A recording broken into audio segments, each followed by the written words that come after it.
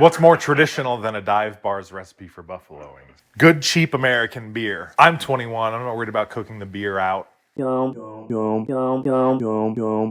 right, so today we're gonna make two sauces. My favorite, a traditional buffalo sauce, and I like to use Frank's Red Hot.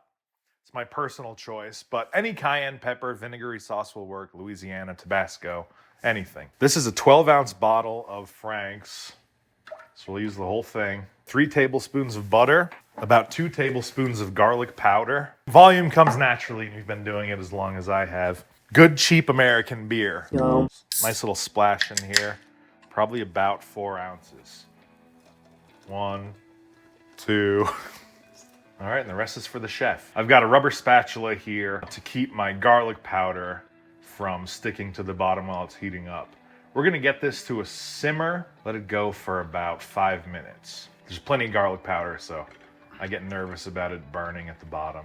Are you just kind of reducing the beer, or are you just letting the flavors come together? I'm just kind of letting the flavors come together. There's so many emulsifiers and binders in bottled sauce that it's all gonna kind of mix together nicely anyways. If you were doing this with like a homemade cayenne sauce, you might have to more slowly add your butter in as we're doing here. Xanthan gum or something. Exactly. There's all sorts of stuff in there.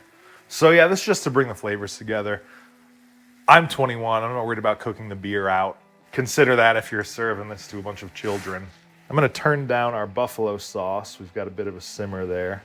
And our wing sauce, I'm gonna go ahead and call that incorporated. We've got flavors married to flavors here.